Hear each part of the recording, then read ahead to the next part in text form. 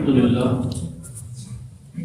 لله منشئ الخلق من عدمه ثم الصلاة على المختار في القدم أمن تذكر الجيران بذي السلم وزجتدم عن جرام مقلة بدم مولاي صل وسلم دائما أبدا على حبيبك خير الخلق كلهم محمد سيد الكونين والثقلين والفريقين من عرب ومن عجم هو الحبيب الذي ترجى شفاعته لكل هول من الأهوال مقتحم ثم الرضا عن أبي بكر وعن عمر وعن علي وعن عثمان ذي الكرم والآل والصحابة ثم التابعين لهم أهل التقى والنقى والحلم والكرم يا ربي بالمصطفى بلغ مقاصدنا يا ربي بالمصطفى بلغ مقاصدنا يا ربي بالمصطفى بلغ مقاصدنا واغفر لنا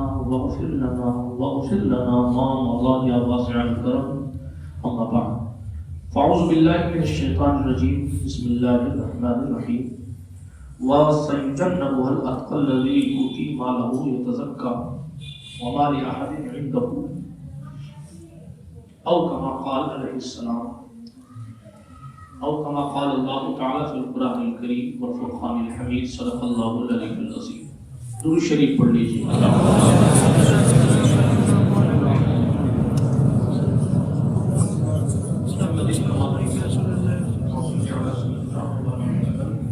وعلى آل سيدنا مولانا محمد صلاة تنجينا بها من جميع الأهوال والآفات وتقضي لنا بها جميع الحاجات وتطهرنا بها من جميع السيئات وترفعنا بها عندك على الدرجات وتبلغنا بها أقصى الغايات من جميع الخيرات في الحياة وبعد الممات إنك قريب مجيب الدعوات وأنت على كل شيء قدير.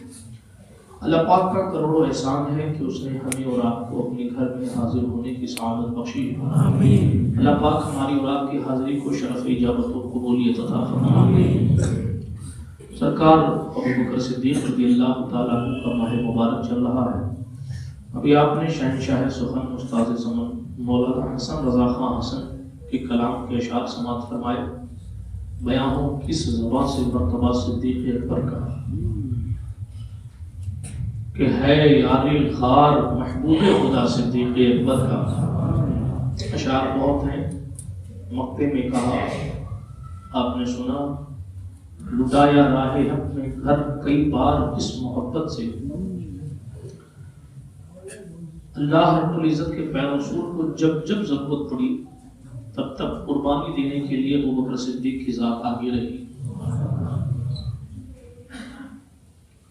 اس وقت آپ مسلمان ہوئے تھے اس وقت 40,000 دینار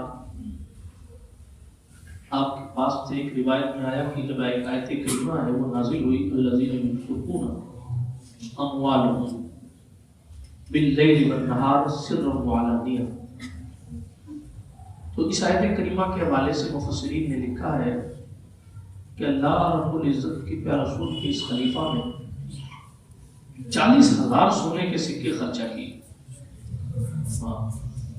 10 رات میں 10 دن 10 چھپ کر 10 ظاہر کر کے.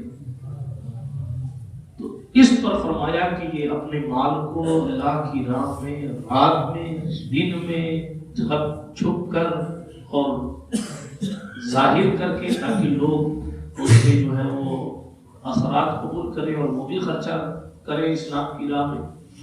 اور اسی لیے کہا کہ لٹ لٹ کر حسن گھر بن گیا صدیق اکبر. اللہ رب العزت جل مجدہ کریم نے ہمارے اور آپ کے پیغمبر کو سب سے افضل والا بنایا اور حضور علیہ السلام کی نسبت ہی کی وجہ سے روئے زمین کے تمام صحابہ اور تمام ساتھیوں میں سب سے افضل وہ ساتھی ہیں جو حضور کے ساتھی ہیں. جب حضور سب سے افضل ہے تو حضور کے ساتھی سب سے افضل ہے. جب حضور سب سے افضل ہے تو حضور کے اہل بیت تمام اہل بیت سے افضل ہے. جب حضور سب سے افضل ہے تو حضور کی بیویاں تمام بیویوں سے افضل ہے. یہ تمام افضل. جب حضور سب سے افضل ہے تو حضور پر جو کتاب آئی وہ کتاب سب سے افضل ہے. یہ اللہ کے رسول علیہ الصلوۃ والتسلیم یہ جو کچھ بہارے ہیں آپ صدیق پاک کے بارے میں سنے, عمر پاک کے بارے میں سنے, عثمان ذوالنورین کے بارے میں سنے, علی مولا کے بارے میں سنے، کسی ولی کے بارے میں سنے، کسی نبی کے بارے میں سنے، لا رب العرش جس کو جو ملا ان سے ملا، پڑھتی ہے کونین میں نعمت رسول اللہ کی، اصل الوصول حاضری اس پاک پر کی ہے۔ ہاں اللہ رب العزت نے ہمیں اور آپ کو پیغمبر ہی ایسا دیا ہے کہ ہم جدھر نگاہ ڈالتے ہیں وہ افضل نظر آتا ہے۔ کیوں؟ اس لیے کہ ہمارے مصطفیٰ جان احمد کی برکت یہ ہے کہ حضور جسے جی بھر کے دیکھ لیں، بس جس طرف اٹھ گئی دم میں دم آ گیا، اس کی گاہ عنایت پہ لاکھوں سلام۔ سرکار ابوبکر صدیق رضی اللہ تعالیٰ عنہ کے حوالے سے بات کرنی، میں نے آیت کریمہ پڑھی، وَسَيُجَنَّبُهُ الْأَتْقَى الَّذِي يُؤْتِي مَالَهُ يَتَزَكَّى وَمَا لِأَحَدٍ عِندَهُ مِن نِّعْمَةٍ تُجْزَىٰ إِلَّا ابْتِغَاءَ وَجْهِ رَبِّهِ الْأَعْلَىٰ وَلَسَوْفَ يَرْضَىٰ۔ مطلب ترجمہ پڑھتا ہوں، درود شریف سنائیں، صلی اللہ علیہ وسلم۔ صلاۃ تبقى وتدوم بدوام الملك الحي القيوم، سورۃ اللیل آیت نمبر ہے 92، سورۃ نمبر ہے 92 آیت نمبر 17-18۔ اور ان قریب سب سے بڑے پرہیزگار کو اس آگ سے دور رکھا جائے گا، الذی یؤتی مالہ یتزکا، جو اپنا مال دیتا تاکہ اسے پاکیزگی ملے، وما لأحد عنده من نعمۃ تجزیٰ، اور کسی کا اس پر کچھ احسان نہیں جس کا بدلہ دیا جانا ہو، الا ابتغاء وجہ ربہ الاعلیٰ، صرف اپنے سب سے بلند شان والے رب کی رضا تلاش کرنے کے لیے، وَلَسَوْفَ يَرْضَىٰ، اور بے شک قریب ہے کہ وہ خوش ہو جائے۔ سبحان اللہ کہیے تو سبحان اللہ۔ معاملہ کیا ہے؟ ایک آیت پر تقریر ہو سکتی ہے، ہاں ایک آیت پر، قرآن کے تو ایک لفظ میں تقریر ہو جاتی ہے، لیکن ان آیات کریمہ میں ایک آیت سے سرکار ابوبکر صدیق کی فضیلت بیان کی جاتی ہے۔ یہ واقعہ کب کا ہے؟ مفسرین کی ایک جماعت اس طرف گئی ہے کہ سرکار ابوبکر صدیق رضی اللہ تعالیٰ عنہ کی جو شان ہے یقیناً وہ بلند و بالا ہے، اور حضرت بلال حبشی رضی اللہ تعالیٰ عنہ کا نام آپ نے سنا ہے، عاشق صادق بلال۔ حضرت بلال حبشہ کے رہنے والے تھے، امیہ کے غلام تھے۔ آپ نے سن رکھا ہے کہ سرکار بلال جب مسلمان ہوئے تو طرح طرح کے مظالم ان پر ڈھائے جانے لگے۔ امیہ جو ان کا آقا تھا، جس کے وہ غلام تھے، جس نے ان کو خرید رکھا تھا، حضرت بلال حبشی کو شدت کی دھوپ میں باہر لے کے آتا اور تپتی ہوئی ریگستان میں لٹا دیا اور سینے پر پتھر رکھتا، اتنا بھاری پتھر کہ اس کی سختی سے اور اس کے بھاری ہونے کی وجہ سے حضرت بلال حبشی کی زبان جو ہے وہ ان سے باہر آتا، اور پھر روایات میں آتا ہے کہ باقاعدہ اس کو حضرت سرکار بلال حبشی کو گھسیٹا جاتا، پیٹھ میں آپلے پڑ جاتے ہیں۔ ایک ہی بات وہ کہتا تھا، میں تیرا آقا ہوں، تو محمد کی غلامی کو چھوڑ دے، تو یہ انکار کر دے کہ محمد صلی اللہ علیہ وسلم اللہ کے رسول نہیں، معاذ اللہ، میں تجھ پر تکلیفیں بند کر دوں گا، مصیبتیں تجھ سے ہٹ جائیں گی، پریشانیوں سے تو آزاد ہو جائے گا، شان کے ساتھ زندگی گزارے گا۔ ذرا دیکھیں ایک وہ ہے ایک ہم ہے، سر دکھ جائے تو مسجدوں کا راستہ بھول جاتے ہیں، حیا علی الفلاح کی صدائیں مؤذن لگاتا رہے، ہمارے پاس وقت نہیں آنے کے لیے، ہمارے پاس کھانے کے لیے وقت ہے، حالانکہ اللہ کے رسول علیہ السلام نے فرمایا پیٹ بھر کے کھانا ہی بیماری ہے۔ میں پھر کبھی اس موضوع پر گفتگو کروں گا۔ آج تو کنڈیشن یہ ہوتی ہے پانی پی لو، جگہ نہیں بچی، پانی کہاں سے پیوں؟ انسان کو غفلت میں ڈال دینے والی چیز یہاں تک کھانا ہوتا ہے۔ اللہ کے رسول علیہ السلام کی حدیث میں پہلے غالباً پڑھ چکا ہوں، حضور نے فرمایا بھوک اور پیاس کے ذریعے جنت کے دروازے کو کھٹکھٹایا کرو۔ کون بھوکا رہنا چاہتا ہے؟ جہاں تو 4 بار کھانے کی عادت پڑی ہوئی ہے، پھر اس کے بعد مسجدوں میں ڈکاریں لی جاتی ہیں لمبی لمبی، ایسا لگتا ہے کہ یہاں کھانا ہضم کرنے آئے۔ نعوذ باللہ من ذالک۔ حالات کی سنگینی پر میں کیا گفتگو کروں، بات دوسری طرف نہ چلی جائے۔ مصطفیٰ جان رحمت علیہ السلام کے دین کو پڑھیے، اللہ کے رسول علیہ السلام کی کیا حدیث نہیں ہے شیطان ہماری آپ کی رگوں میں گردش کرتا ہے، ہماری اور آپ کی نسوں میں گردش کرتا ہے۔ شیطان کس چیز سے اس کو روکا جا سکتا ہے؟ حضور نے فرمایا شیطان آپ کے جسم میں گھومتا ہے، پورے بدن کے اندر جیسے خون دوڑتا ہے ویسے شیطان دوڑتا ہے۔ یا رسول اللہ اس کا راستہ کیسے بند کیا جائے؟ فرمایا بھوک اور پیاس سے اس کا راستہ بند کیا جا سکتا۔ مگر کہاں راستہ بند کرنا ہے؟ یہاں تو صاحب راستہ کھولنے کی بات ہے، موضوع بدل جائے گا۔ میں بات کر رہا تھا سرکار صدیق اکبر اتقا کی ذات پر، اتقا کی ذات۔ قرآن نے کہا صدیق اکبر کے فضائل، صدیق اکبر کی افضلیت کیوں ہے؟ وَسَيُجَنَّبُهُ الْأَتْقَى، قرآن نے انہیں اتقا کہا۔ قرآن نے یہ بھی کہا ان اکرمکم عند اللہ اتقاکم، کہ اللہ کے نزدیک مکرم وہ ہے جو متقی ہے۔ اب جب وہ اتقا ہے، متقیوں میں بھی اعلیٰ ہے، تو اسی لیے وہ رب کے دربار میں افضل و اعلیٰ ہے۔ اللہ سبحانہ و تعالیٰ نے انہیں مرتبے دیے تھے، لیکن مرتبے یوں ہی تو نہیں ملتے۔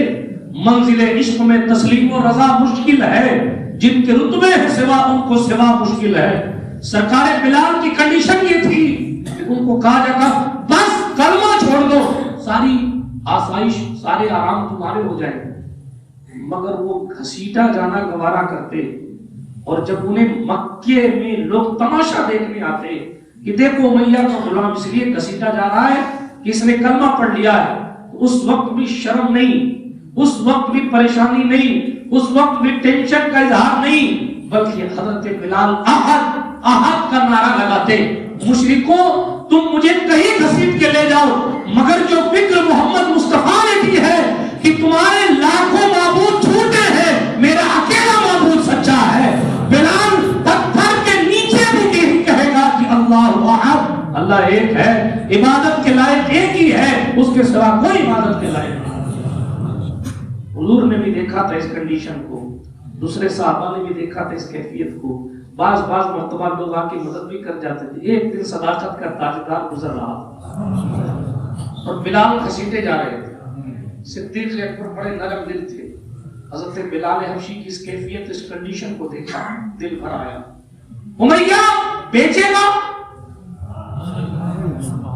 اس ایک روایت میں ہے کہ جب وہ گھسیٹے جا رہے تھے تو حضرت ابوبکر صدیق نے بڑی سافٹ کارنر رکھتے ہوئے بڑی نرم دلی سے کہا امیہ کیوں ظلم کر رہا ہے غریب پر؟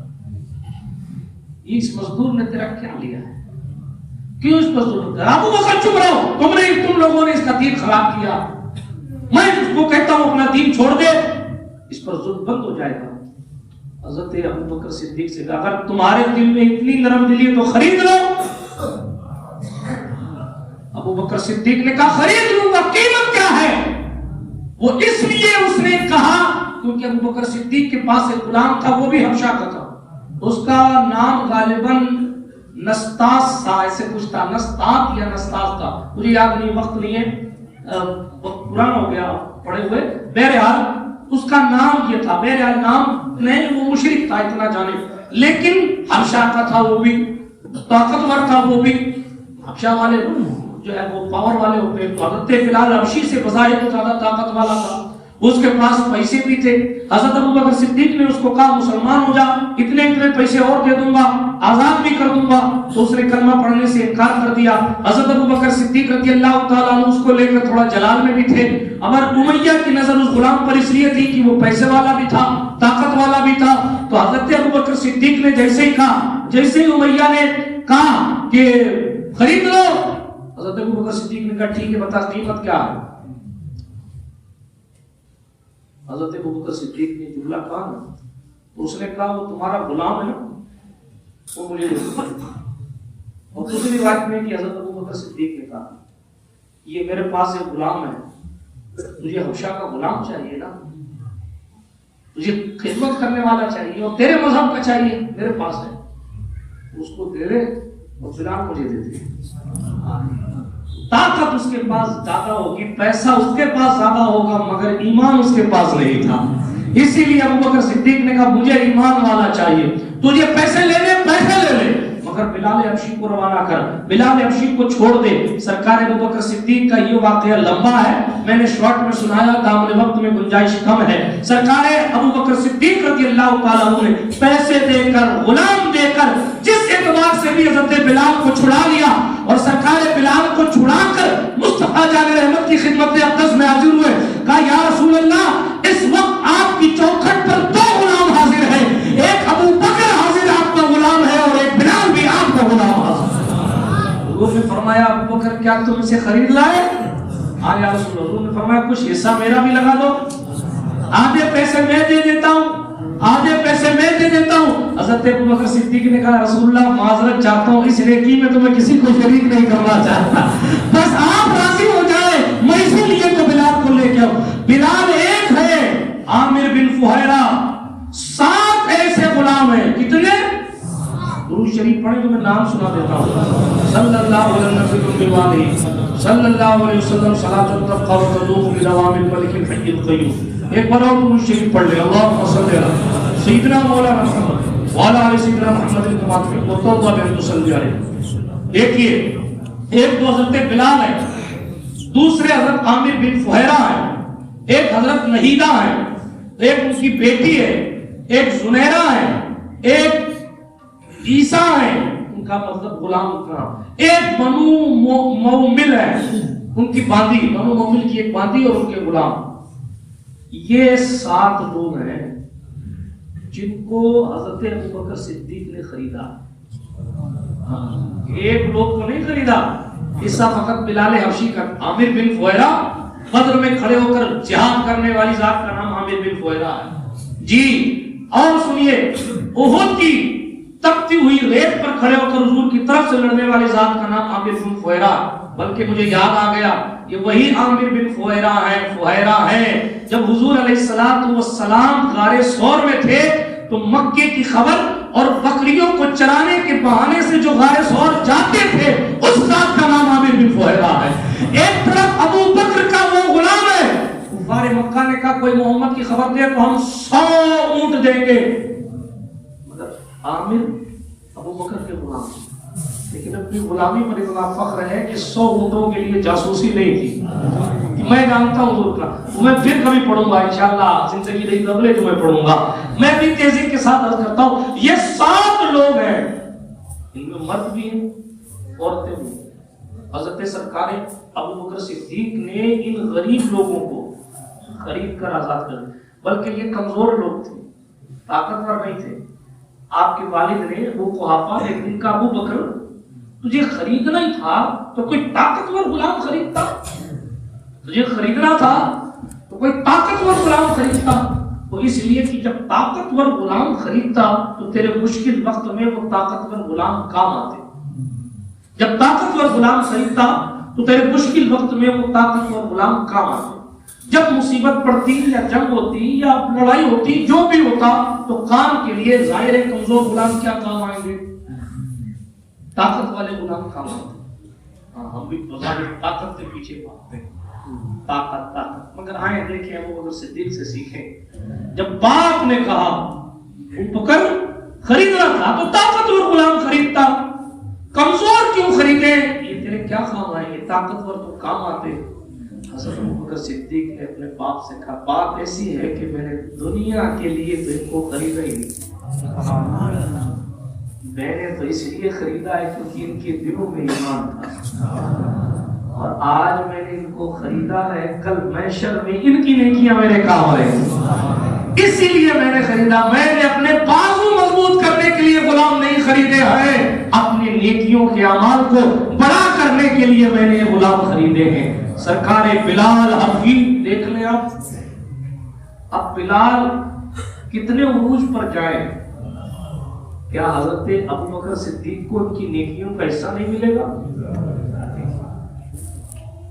کیونکہ بلال حبشی کو آزاد کرنے والی ذات، بلال حبشی پر احسان کرنے والی ذات حضرت ابوبکر صدیق کی ذات، جب بلال کو اتنا مہنگا خریدا، جب بلال کو ان کی ظاہری قیمت سے زیادہ خریدا، یہ تو صاف فضل والے کو پہچانتے ہیں۔ وہ تو ابوبکر ہی دیکھ رہے تھے کہ آج پتھر کے نیچے ہے، کل کہیں اور ہوگا.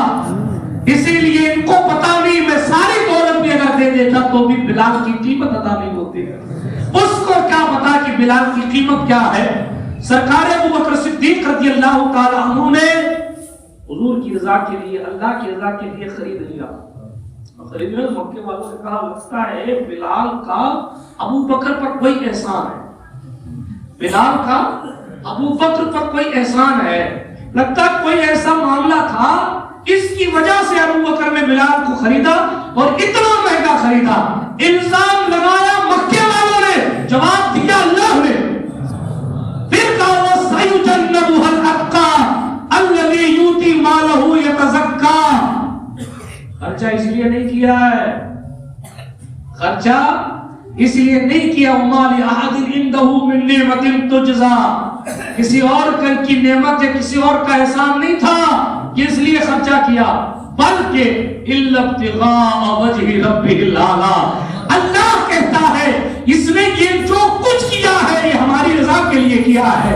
ہم اور آج ایک سجدے کی قبولیت کی سند کے لیے سالوں سال زندگی گزار کے چلے جاتے مگر نہیں سند ملتی کہ نماز قبول ہوئی کہ نہیں ہوئی, نیکی قبول ہوئی کہ نہیں ہوئی, سجدہ قبول ہوا کہ نہیں ہوا, اچھائی قبول ہوئی کہ نہیں ہوئی, خدمت قبول ہوئی کہ نہیں ہوئی, خرچہ کرنا قبول ہوا کہ نہیں ہوا, ماں باپ کو راضی کرنا قبول ہوا کہ نہیں ہوا, اولاد پر صدقہ کرنا قبول ہوا کہ نہیں ہوا. مگر 70 جانے قربان اور صداقت کے تاجدار پر جس کی قبولیت کی سند 7 آسمان اوپر سے جبریل لے کر آتے ہیں اور اللہ فرماتا ہے کسی کو راضی کرنے کے لیے نہیں بلکہ اپنے بلند شان والے رب کو راضی کرنے کے لیے اس نے ایسا کیا. اسی لیے کہا حسن لٹ لٹ کر گھر بن گیا صدیق اکبر. ایک ایک نیکی کی قبولیت کے لیے بندہ تڑپتا ہے, لوگ روتے پتہ نہیں قبول ہوئی کہ نہیں ہوئی. کیا شان ہے صاحب, اللہ جواب دے رہا إِلَّا ابْتِغَاءَ وَجْهِ رَبِّهِ الْأَعْلَى. فقط وجہ یہ تھی کہ اپنے رب کو راضی کرنا چاہتے, اور جب اپنے رب کو راضی کرنا چاہتے تھے وَلَسَوْفَ يَرْضَىٰ, ہم اتنا دے دیں گے کہ انقریب وہ بھی خوش ہو جائے گا. ہاں جی, انقریب وہ بھی راضی ہو جائے گا. اللہ الصمد. اللہ نے بڑا بے مثال بنایا سرکار صدیق کو. دامن وقت میں گنجائش کم ہے. حضرت سرکار بلال حبشی ہیں, حضور کے مؤذن ہیں. کوئی چھوٹی بات ہے؟ یعنی حی علی الصلاۃ وہ کہہ رہے ہیں اور خاتم المرسلین اپنے حجرے سے نکل رہے ہیں. کیا شان ہے. حی علی الفلاح وہ کہہ رہے ہیں آپ کامیابی کی طرف, اور ان کی صدا پر سرکاری مولائے کائنات مسجد نبوی میں داخل ہو رہے ہیں. ہاں, اسی لیے مقررین کی ایک جماعت اس پر یہ بھی کہتی ہے کہ جب امیہ حضرت سرکار بلال حبشی کو گھسیٹتا تھا اور گھسیٹ کے کہتا تھا ہماری باتیں کر, حالانکہ وہ نہیں کرتے تھے. اللہ اکبر کبیرہ, قدرت نے انہیں وہ مرتبہ دیا. ایک دن بلال اس منزل پر پہنچے کہ ان کے بلانے پر ابو بکر صدیق آ رہے ہیں, ان کے بلانے پر عمر فاروق آ رہے ہیں. پہلی اذان حضرت بلال نے دی, پہلی اذان. اس سے پہلے اذان نہیں دی جاتی تھی, اس سے پہلے چند مسلمان تھے, اعلان ہوتا تھا صلاۃ جامعۃ, جماعت ہونے والی ہے, آ جاؤ. حضور علیہ السلام کے اصحاب نے حضور سے عرض کیا رسول اللہ یہ کب تک چلے گا, لوگ پڑھتے جائیں گے, ہماری اعلان کی آواز کہاں تک جائے گی. اسی لیے کوئی طریقہ اپنایا جائے. کسی نے کہا نگاڑا بجا دیا جائے, کسی نے کہا ڈھول بجا دیا جائے, کسی نے کچھ مشورہ دیا, کسی نے کچھ. اعلان کے لیے کہ نماز کا وقت ہو گیا. حضور علیہ السلام نے کہا ٹھیک ہے, اللہ جو فرمائے گا بہتر فرمائے گا. رات کی تاریکی ہوئی, خواب میں حضرت بلال حبشی نے اذان کے کلمات سنے.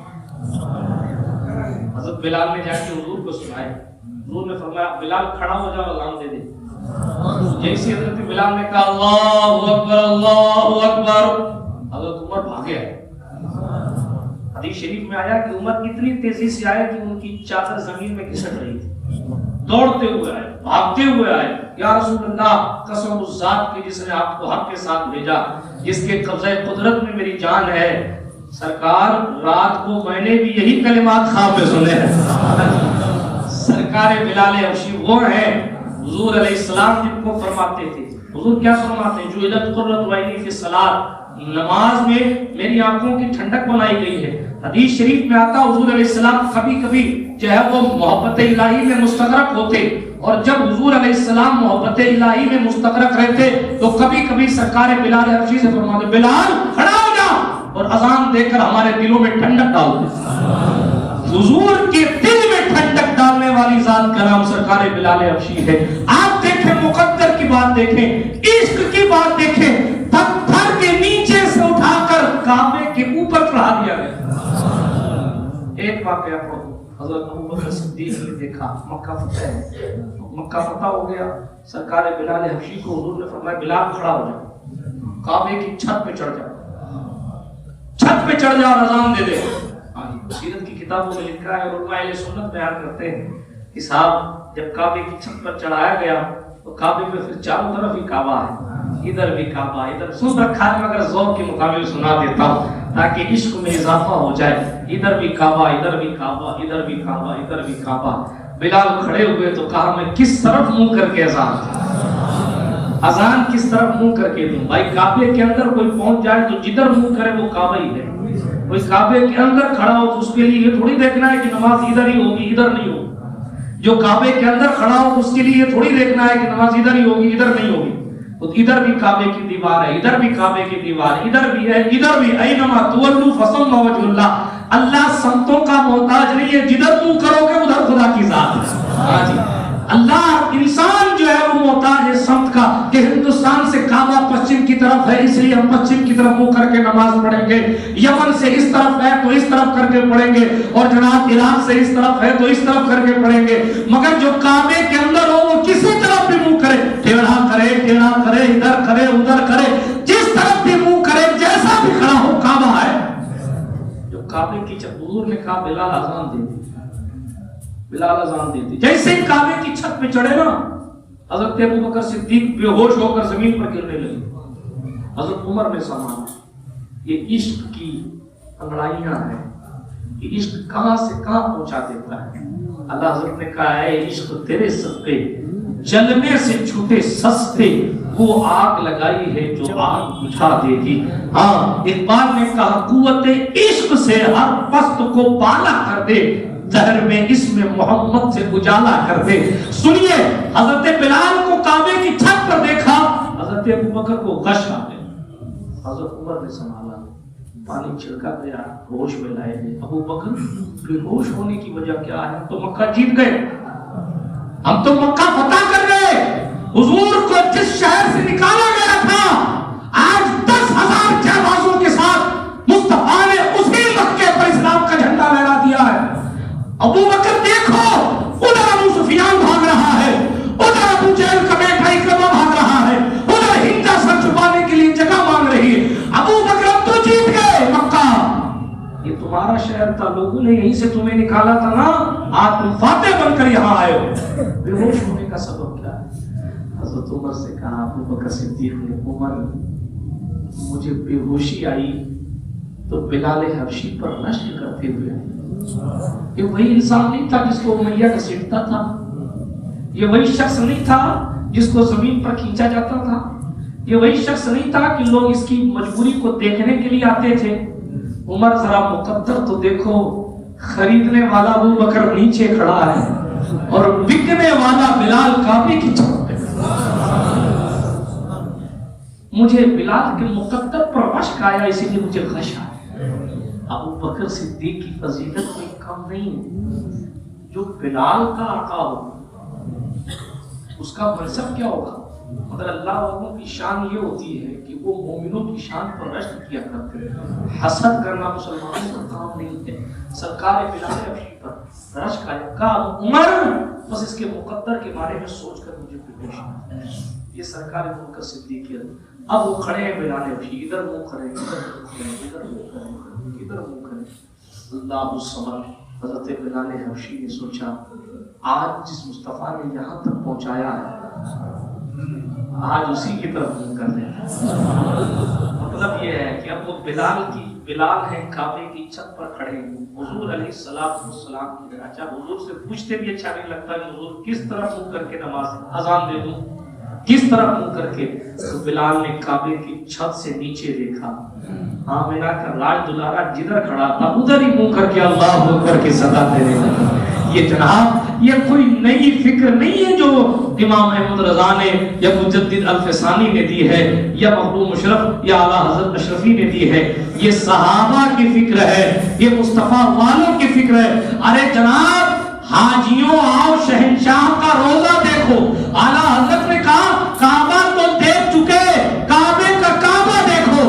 یہ بلال حبشی کی بھی فکر نہیں ہوگی، اس لیے کعبے کی چھت پہ بھی کھڑے ہو کر انہوں نے کعبے کی دیوار کا اعتبار نہیں، کعبے کے چہرے کا اعتبار کیا کہ جدھر فاطمہ کا بابا کھڑا ہے ادھر ہی ہمارا چہرہ ہونا چاہیے اور اللہ اکبر کی صدا ادھر ہی منہ کر کے لگائی جائے۔ عشق کی باتیں صاحب، اور عشق اگر اپنے دل میں لانا ہے تو صدیق اکبر کی محبت میں، پھر پچھلے جمعے کو کہا تھا میں پھر کہتا ہوں، صدیق اکبر کی محبت کا چراغ دل میں روشن ہونا ضروری ہے، اس لیے کہ جناب آخری روایت پڑھ دو، باتیں تو بہت ساری کہ زندگیاں ختم ہوئی۔ سرکار مصطفیٰ نے ایک مرتبہ کہا ابو بکر یہ نقش لو اور اس پر لا الہ، یہ انگوٹھی لو اور اس پر لا الہ الا اللہ لکھوا دو، اس پر لا الہ الا اللہ لکھوا دو۔ سرکار ابوبکر صدیق رضی اللہ تعالیٰ عنہ لے کے گئے اور نقش، اس انگوٹھی پر نقش کروانے کے لیے کہا اس پر لا الہ الا اللہ اور محمد رسول اللہ بھی لکھ دو، اللہ الصمد۔ حضرت ابوبکر صدیق اس انگوٹھی کو لے کر آئے، لا الہ الا اللہ محمد رسول اللہ لکھا، اس کو بہترین طریقے سے پیک کیا ہوگا اور اس کے بعد سرکار رسول پاک کی خدمت میں پیش کیا۔ حضور علیہ السلام نے اس انگوٹھی کو دیکھا تو اس پر لکھا تھا لا الہ الا اللہ محمد رسول اللہ اور ابوبکر صدیق۔ حضور نے کہا ابوبکر یہ دو ناموں کا اضافہ کس نے کیا؟ میں نے تو صرف لا الہ الا اللہ لکھنے کا کہا تھا، یہ دو ناموں کا اضافہ۔ امام فخر الدین رازی نے اس روایت کو نقل کیا ہے۔ ہاں جی، ایسا نہیں میں پیچھے ماہنامے سے پڑھ رہا ہوں، ایسا نہیں ہے کہ ویڈیو سن کے پڑھ رہا ہوں، امام فخر الدین رازی نے نقل کیا ہے، ہمارے لیے ان کی ذات مستند ہے۔ اب حدیث پر کیا کنڈیشن ہے وہ محدثین جانے، ہمارا کام حوالہ پڑھ دے رہا ہے۔ امام رازی نے کیا لکھا؟ حضور نے پوچھا ابو بکر یہ دو ناموں کا اضافہ کیسے؟ میں نے تو صرف لا الہ الا اللہ لکھنے کا کہا تھا۔ کہا یا رسول اللہ سچی بات تو یہ ہے مجھے گوارا نہیں ہوا کہ آپ کا نام خدا سے جدا ہو جائے، اسی لیے میں نے محمد رسول اللہ لکھوا دیا۔ اگلا والا مجھے پتا نہیں کس نے لکھا ہے، مجھے پتا نہیں تھا بھی نہیں، پہلے پتا نہیں کس نے لکھا ہے، میں نے نہیں لکھوایا۔ اللہ الصمد۔ ابھی حضور علیہ السلام کی بات سنی رہے ہیں ابو بکر صدیق، میں نے نہیں لکھوایا، حضور پتا نہیں کیسے لکھا۔ اس سے پہلے کہ حضور کچھ رپلائی دے جبریل امین آ گئے اور کہیں نے کچھ مت کہیے گا، حقیقت کچھ اور ہے۔ کہا کیا حقیقت ہے؟ کہا قدرت نے جب یہ دیکھا کہ اللہ کے نام سے محمد کے نام کو جدا نہ کیا تو رب نے مجھے کہا جبریل جس نے میرے محبوب کا نام میرے نام سے جدا نہیں کیا تو اس کا نام بھی اس کے محبوب سے جدا مت کر اور جا ابو بکر صدیق لکھ دے۔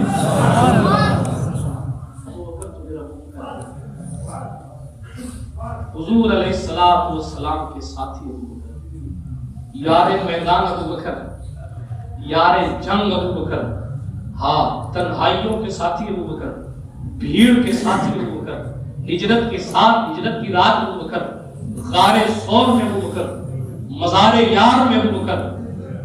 آپ کو حدیث سنا حضور نے فرمایا ابو بکر تو میرے ساتھ غار میں تھا، کل حوض کوثر میں بھی میرے ساتھ تھا۔ بلکہ جناب میرا عشق تو یہ کہتا ہے کہ حضور نے اشارہ دے دیا ثور سے لے کر محشر تک تو میرے ہی ساتھ ہوگا، اس میں مزار بیچ میں آ گیا۔ ہاں بہرحال میں اگلی ٹرپ میں اگلی گفتگو میں اس پر گفتگو کروں گا انشاءاللہ۔ صداقت کے تاجدار کی شان نرالی ہے۔ آپ کے وصال کی تاریخ 22 جمادی الثانی، کیوں سی 21 تاریخ جب ہوگی تو وہ 25 تاریخ کا دن ہوگا، یعنی 25 اپنے اللہ الصمد جنوری کی، ٹھیک ہے 25 جنوری مغرب بعد 22ویں رات لگ جائے، 22ویں کی رات لگ جائے، ٹھیک ہے۔ تو 25 تاریخ کو انشاءاللہ اپنے یہاں مسجد میں حضرت جشن ابوبکر صدیق منایا جائے گا انشاءاللہ، ٹھیک ہے؟ آپ لوگوں کو عشق کی چاشنی لینی ہو تو ضرور تشریف لائیں، ٹھیک ہے؟ 25 جنوری کو عشاء کی نماز کے بعد انشاءاللہ، ٹھیک ہے، آپ تمام حضرات تشریف لائیں، جشن صدیق اکبر منایا جائے گا۔ دوسری خاص بات یہ کہ صفوں کے حوالے سے کل میں نے عشاء کی نماز پیچھے پڑھی تھی، وہ اس لیے پڑھی تھی ذرا سا دیکھ لوں کہ ہمارے حالات کیا ہیں، تو 2-3 چیزیں میں نے پائی۔ کبھی کبھی پیچھے پڑھ لینی چاہیے تاکہ لوگوں کو پتا چلے، تاکہ لوگوں کا پتا چلے۔ ہاں، پہلی چیز تو یہ، ذرا سا غور سے سنیے گا، پہلی چیز تو یہ کہ ہمارے یہاں وہ بیماری عام ہے جو آج سے 3 سال پہلے بھی عام تھی، کہ دونوں ہاتھ سے کپڑا صحیح کرنا۔ لوگ رکوع سے اٹھتے ہیں تو دونوں ہاتھ سے کرتا صحیح کرتے ہیں، اس سے نماز ٹوٹ جاتی ہے۔ محنت کر کے آپ آتے ہیں، نہا کے آتے ہیں، وضو کر کے آتے ہیں، ٹھنڈی میں وضو کرتے ہیں، بھاری کپڑے پہنتے ہیں تاکہ سردی نہ لگے۔ اتنی محنت کے بعد اگر کوئی ایسا کام کر دیتے ہیں کہ وضو شرع نماز نہ ہو تو پھر محنت کا کیا فائدہ؟ اسی لیے ایک بار دونوں ہاتھ سے کرتا صحیح کرنا یا دونوں ہاتھ سے ٹوپی صحیح کرنا یہ عمل کثیر ہے، یہ نماز میں جائز نہیں، اسی لیے تمام چھوٹے بڑے اس چیز کا دھیان دیں۔ دوسری بات، حالت سجدہ میں بہت سے لوگوں کے پیر اٹھ جاتے ہیں، یہ میں پہلے بھی کہہ چکا ہوں، میرا کام کہنا ہے۔ فرض ہے پیر کا زمین پر رکھنا، اللہ کے رسول کی حدیث ہے، مجھے حکم دیا گیا کہ میں 7 ہڈیوں پر سجدہ کروں، ان 7 ہڈیوں میں دونوں پیروں کی دونوں ہڈیاں بھی، اگر یہ دونوں پیر زمین سے تھوڑے سے بھی اٹھ گئے تو آپ کا سجدہ نہیں ہوگا، اور سجدہ فرض ہے، ٹھیک ہے؟ سجدہ فرض ہے، جب سجدہ فرض ہے اور سجدہ بھی ہوا تو پھر نماز نہیں ہو، محنت کر کے آئے اور نماز نہ ہو۔ اسی لیے 2 چیزیں، ایک دونوں ہاتھ سے کپڑا صحیح کرنا صحیح نہیں ہے، اس لیے دونوں ہاتھ کا استعمال حالت نماز میں کسی چیز کے لیے نہ کیا کریں، ایک بات۔ دوسری بات، جب سجدہ کریں تو دونوں پیروں کی ساری انگلیاں زمین پر ہونی چاہیے، دونوں پیروں کی ساری انگلیاں زمین پر ہونی چاہیے، پیر ہوا میں نہیں اٹھانا چاہیے۔ اور آپ کے پڑوس میں اگر کوئی ایسا کر رہا ہو تو آپ اس کو محبت سے بتا دیں کہ بھائی اس سے تیری نماز نہیں ہوتی ہے، اس لیے تو نماز کے پروٹوکول کو ذرا سا جان۔ 2 باتیں ہو گئی۔ تیسری بات، آج ہم نے حضرت علامہ مفتی محمد عالمگیر صاحب کی بلا کو بلوایا تھا تاکہ صفوں کے حالات دیکھ۔ کل میں نے نماز پڑھی پیچھے تو یہ دیکھا کہ بھائی یہ جگہ خالی رہتی ہے اور لوگ وہاں پیچھے کھڑے ہوتے ہیں اور یہاں بچے آ کے ہنسی مذاق کر رہے ہوتے ہیں۔ ظاہر بات ہے کہ جب بچے یہاں کھڑے ہو کر ہنسی مذاق کریں گے تو آگے کے سب کے لوگ یوں نظر اٹھا اٹھا کے بچوں کو دیکھیں گے۔ ہمارا کام آپ کی نماز کو درست کرانا ہے، اسی لیے صف کا طریقہ سمجھ لیجیے۔ پہلی بات، جب یہ اندر کا صحن مکمل ہو جائے، اندر کا صحن جب مکمل ہو جائے تو یہاں سے شروع کیا جائے، ٹھیک ہے؟ ہاں، دیوار کی اس طرف سے، یہ جگہ خالی نہیں رہنی چاہیے، یہاں سے شروع کیا کریں، پھر یہ اس طرح سے پوری صف بنایا کریں پیچھے تک، ٹھیک ہے؟ بات سمجھ آ رہی ہے آپ کو؟ ہاں، جب اندر کا صحن مکمل ہو جائے تو پھر یہاں سے شروع کیا کریں تاکہ پیچھے تک لوگ آرام سے آ جائیں اور آگے کی جگہ خالی نہ رہے، اور بعد میں وضو بنا کے آنے والا نہیں آگے آ کے یہاں کھڑا ہو۔ میں نے دیکھا کوئی 4تھی رکعت میں آئے، کوئی 3ری میں آئے، بڑا بڑا کے یہاں آگے کھڑا ہو۔ ظاہر بات ہے کہ پیچھے کھڑا ہونے والے کی توجہ تو موضوع نہیں ہوگی، تو بہرحال زیادہ جتنے وقت ہو چکا ہے اس لیے تفصیل میں جانے کا وقت نہیں ہے، بس بات اتنی ہے اندر کا صحن مکمل ہو جانے کے بعد یہاں سے صف کو شروع کیا جائے، اس کے بعد پیچھے کھڑے ہو جائیں، اور صفوں کے بارے میں ذرا سا احتیاط کیا کریں۔ آپ کو کہا جاتا ہے کہ صاحب ذرا ہٹ جاؤ، ذرا آگے آ جاؤ، اب انہیں فلاں آگے چلا جائے، کوئی 100 روپے دے تو آپ پیچھے بیٹھو گے، اگر کوئی کہہ کہ آگے بیٹھو 100 روپے ملے گا، میں لوں گا وہ کیوں لے گا؟ اللہ کے رسول علیہ السلام نے فرمایا کہ اگر لوگوں کو پتا ہوتا کہ تکبیر اولا اور پہلی صف کا ثواب کتنا ہے تو لوگ اپنی سرینوں کے بل گھسیٹتے ہوئے آتے مگر آ کے بیٹھ جاتے۔ بات سمجھ آ رہی ہے؟ اسی لیے زیادہ سے زیادہ آگے ہونے کی کوشش کیا کریں۔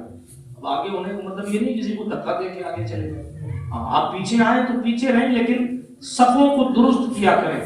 جنازے کی نماز میں پیچھے کھڑا ہونا افضل ہے اور فرض نمازوں میں آگے کھڑا ہونا افضل ہے، ٹھیک ہے؟